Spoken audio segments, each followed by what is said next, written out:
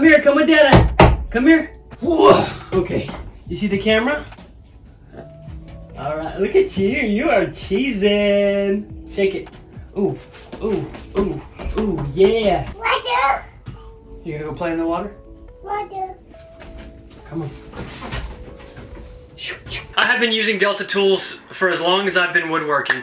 If you followed me on Instagram for any amount of time, or since probably around 2018, I bought this table saw. That was the first big tool that I ever put my money into, and it was such an exciting buy, and it has helped me so much. Not only do I use Delta's table saw, I use Delta's belt and disc sander. I've used Delta's planer forever. Also, almost every single piece of wood that's been cut in this shop has been cut by this old school Delta shop master. So today is a very exciting day because I can finally announce that I am Team Delta, baby. Because of the reliability of these tools, I reached out to Delta and said, hey, let's get something working here.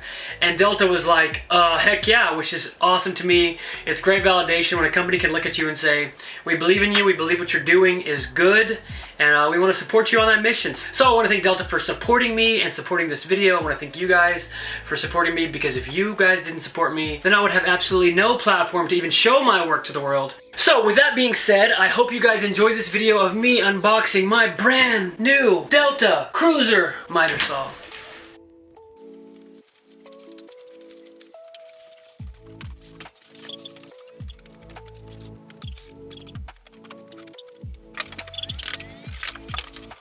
The instructions and the parts list, so that'll be extremely helpful. Ooh. Dust bag.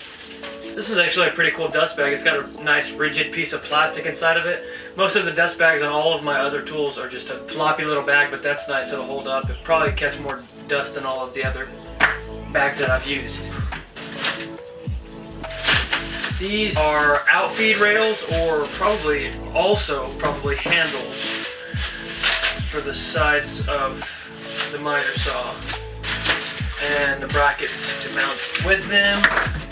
What do we have over here? Nice little hold down screw. It is upside down because I'm a dummy.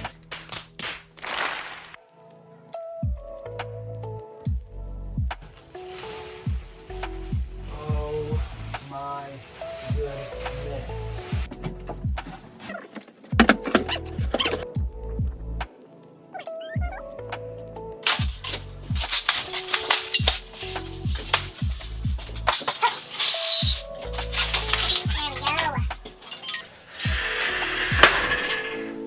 Look at that! If you can't get excited about a tool and just say, oh yeah! You're in the wrong business, baby.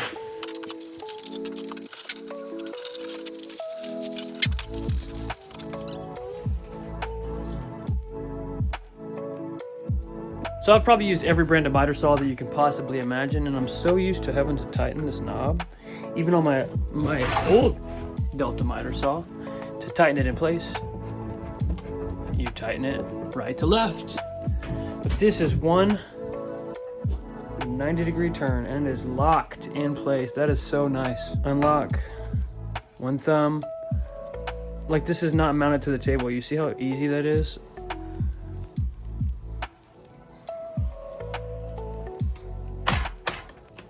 And then lock it in place. It ain't going nowhere. So this Dr. Octopus looking part of the machine is why you buy the Delta Cruzer miter saw. Every miter saw that I've used that has a 12-inch cut length has had to deal with it on the back end as well over here. The actual blade will be sliding on a rail, and the rail will come out to here. Will come out to here. Do you see this? You got all the bite on the front end with none of the consequences on the back end. There's a reason this thing is called a Cruzer. Look at how easy that is with one hand. And you hear nothing. Every other saw you hear bearings and obnoxiousness. You hear nothing.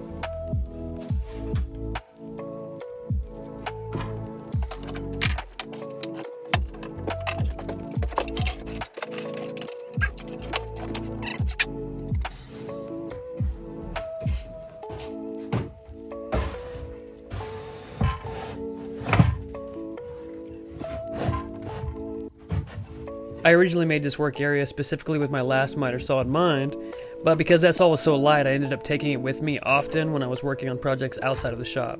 I was actually really surprised to see that this saw would almost seamlessly fill the void that was left in this area.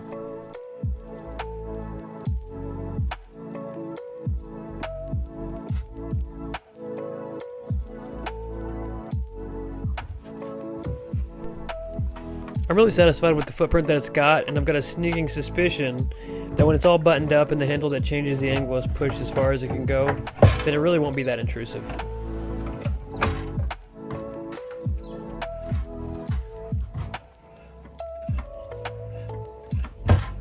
I'm gonna be honest here and say I probably played with this saw for longer than I should have. I was just so excited that I could run it all the way from the front of the table to the wall. Just watching the arms of the saw fold up the way they do and bring the saw all the way back to the wall got me so freaking excited.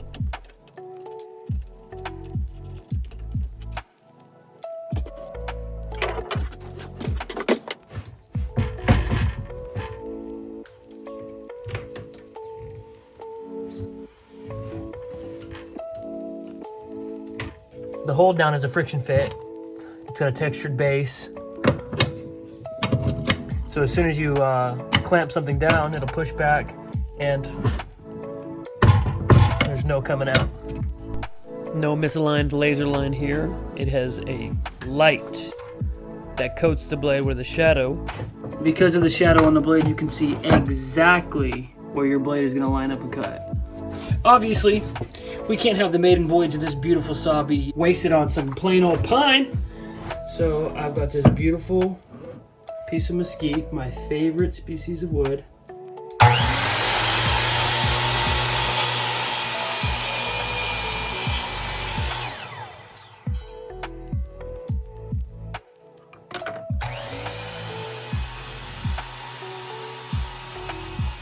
If you want to tilt the head of this saw to make angled cuts, all you've got to do is flip the handle where the other miter controls are, and then flip the unlock button, which is behind the blade.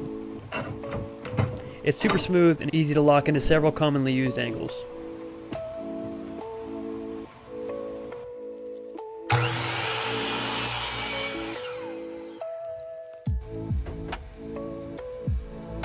Another feature I was really excited to try out on this saw was the depth stop. You can make it so that your saw doesn't cut all the way through the boards you're working with, so that you can leave a dado for other boards to go into in case you're needing some beefy joinery for a project. I will definitely be using that.